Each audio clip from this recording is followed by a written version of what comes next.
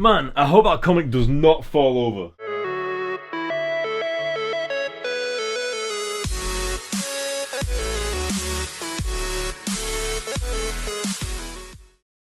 What is going on, guys? Welcome to this video. My name is Cameron and this is the review for Ultimate Spider-Man issue 89. It's up there in the background. Hulk is holding it again, and thankfully my cough is pretty much gone now, so we can actually get back to these videos without being interrupted by awful coughing. But anyway, so much awesome stuff happens in this issue. You know, sort of like when comics just like just a really badass moments that aren't really like actiony, but more like just a situation that happens sort of thing. We get something like that in this issue, and it's just really badass. But what happened in the previous issue with Silver Sable and her team and Spider-Man?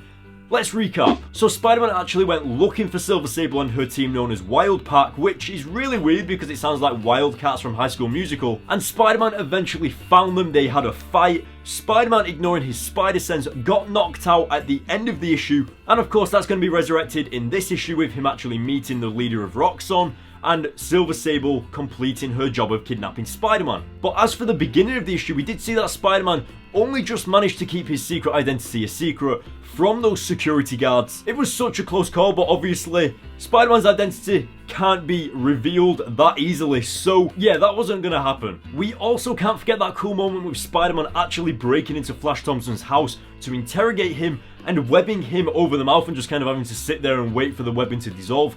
Thought that was awesome as well. And so yeah, now that we've pretty much recapped and we kind of have a little bit of a memory of what happened in the previous issue, it's time to get into the next one and see what events unfold in this one. So guys, without any further ado, let's get into this review. Look at the comic in the background one more time, and then let's go. Okay, so as you can see, we are opening up the issue and we are getting into the very first few pages of Ultimate Spider-Man issue 89. And it looks like we're getting an origin story of Silver Sable and seeing all the stuff that she's been through personally to become the Silver Sable that we know of her today. Now, obviously, one of the most noticeable things is the art style has changed. It's specifically for this little bit of an origin story. It's as if it's telling a book. It's talking in like more of a third person, almost as if Brian Michael Bendis himself is telling us this origin story, hence why it's referring to the men as the men and Silver Sable as she. So it's actually really interesting to see that the Ultimate Spider-Man comic opened up a little bit differently compared to how the usual Ultimate Spider-Man comics open up to. It was really cool. I think one of the best things about this as well is that you can see that Silver Sable was having a pretty difficult life with her father, and we're really seeing the emotional side of her character and just sort of getting to know her on a deeper emotional level, because obviously when we see Silver Sable in today's world with Spider-Man and everything like that, she's actually quite a solid character. You know, she comes across as a little bit emotionless, so to see her crying over her father and stuff like that,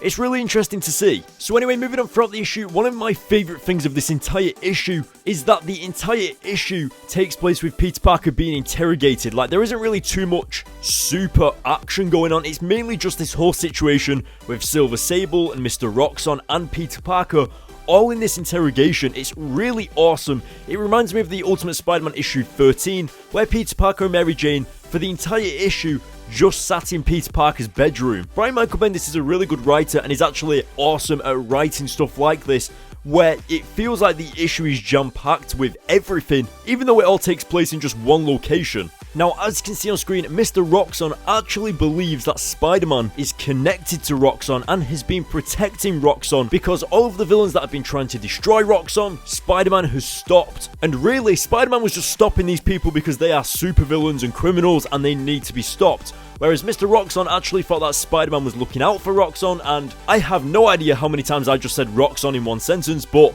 we're gonna have to push through that. Anyway, moving on and getting into one of my favourite moments in the entire issue, and probably one of the most badass moments as well, is when they actually scan Peter Parker's fingerprints.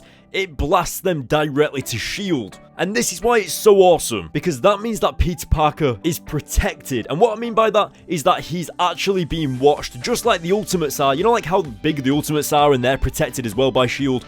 That means that Spider-Man is up there on that list with the rest of the massive superheroes, and that is just so awesome and so badass. And the best bit about it is that Spider-Man doesn't even know it. Just the way that Silver Sable and her team react to this is just amazing. Like, it's so badass, and it actually shows that Nick Fury does care for Spider-Man. It's brilliant. So anyway, moving forwards, we've got the backstory and origin story of Donald Roxxon, also known as Mr. Roxxon, who was just interrogating Spider-Man. And you can see that he comes from a very wealthy family, so he didn't really take much time to learn about school and like learn all these classes or anything like that. He just kind of always had money, never really had to work too much until his father passed away, and then he inherited the Roxxon company, and it's been his job ever since. Now the problem with that is that when he inherited the company, he also inherited all of the company's enemies, and so I kind of feel quite a bit sorry for Donald Roxxon in this comic, just because he seems like someone that's just trying to keep his father's company alive. Like, he's not really got any goals for himself because he's already had money and stuff like that, so it just seems like someone that's trying to fit into the company, and he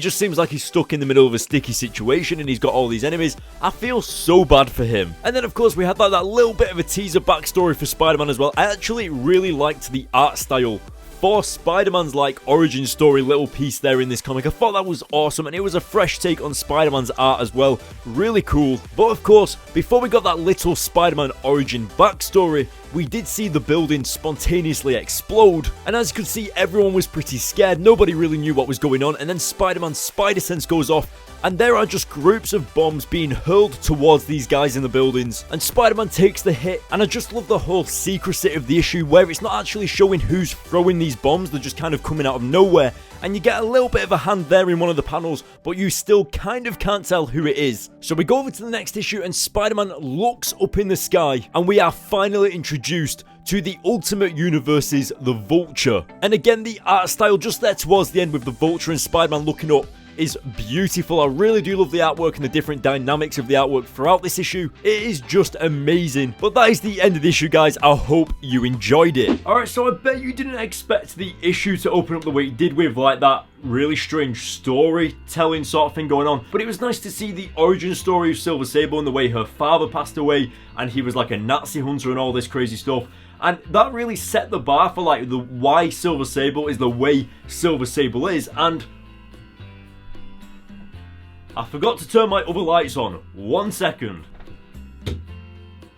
I hope it's not changed the picture, but either way, let's just continue. So yeah, we have that Silver Sable origin story, and then of course we had like that Roxxon origin story as well with Donald. It was really interesting to see like just the way he was brought up as well, and what his background story was, and like all that crazy stuff. What actually happened in this issue, like the part that I was talking about at the beginning of this video, where I was like, there's some badass moment. The most badass moment in this issue was when they scanned Peter Parker's fingerprints, and without Peter Parker or anybody even knowing it, he's actually being logged as part of the Ultimates. Now, obviously not necessarily under the Ultimates and in their team, but Nick Fury has already took his fingerprints and he's protecting him because he knows that Peter Parker will one day grow up to be a great superhero.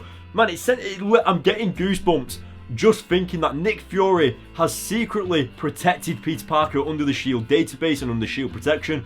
It's just awesome. And the best part is that Peter Parker doesn't even know it. And I think it was just the reaction from like the rest of the people in there, especially Silver Sable, when she knew that it was S.H.I.E.L.D. that was coming for them. Like, that everybody just seemed so scared, as if they wanted to get out there immediately, because they knew that they weren't going to stand a chance. And then of course, when we got to the end of the issue, we had the very first introduction of the Ultimate Universe's The Vulture. Now guys, one little difference in this Ultimate Universe: the Vulture isn't Adrian Toomes. He's actually someone called Blackie Drago, and he actually used to be a S.H.I.E.L.D. operative, and then he was taken away from S.H.I.E.L.D. and stuff like that, and now he's actually a bad guy. So yeah, it's not Adrian Toomes, it's Blackie Drago, who looks like Adrian Toomes. But it's not. So I like the way that the Ultimate Universe has kind of switched it around, because obviously in the Ultimate Universe, Green Goblin doesn't have pumpkin bombs. He actually just flamethrowers his hands and everything. So it's nice that we've seen them switch that around, and now it's Vulture that has the bombs, because obviously when I first read this issue, I thought that it was Green Goblin that just shown up there at the end, when actually it's the Vulture throwing bombs. So I like how they've mixed those two characters together, so now it's the Vulture that's throwing bombs. Awesome. As for Peter Parker knows that his mask and his secret identity aren't really kept very well protected in this Ultimate Universe, in these Ultimate Spider-Man comics, and we also saw that he was getting really annoyed at the fact that his mask has come off, and he's actually getting really annoyed at it. So it was nice to see that humorous side of Peter Parker getting super stressed with his mask coming off all the time. Man, as you can probably tell, I really liked this issue, so let's get into rating it. I thought the issue was probably worthy. I always do this. I hate the fact that I always do this, but I'm going to give it a 9 out of 10. I loved, my favourite bit about it was just S.H.I.E.L.D. and like the way that Spider-Man was actually protected by S.H.I.E.L.D.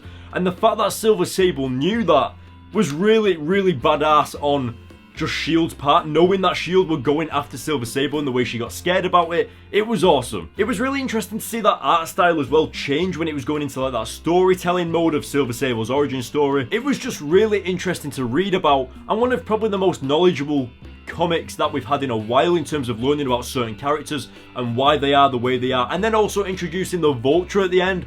Oh my days, man. When you take a step back, this issue was actually packed with quite a lot of things to say that it was just in an interrogation room. Anyway, that is it for this issue, guys. Thank you very much for watching. I think we should aim for, say, 300 likes on this video.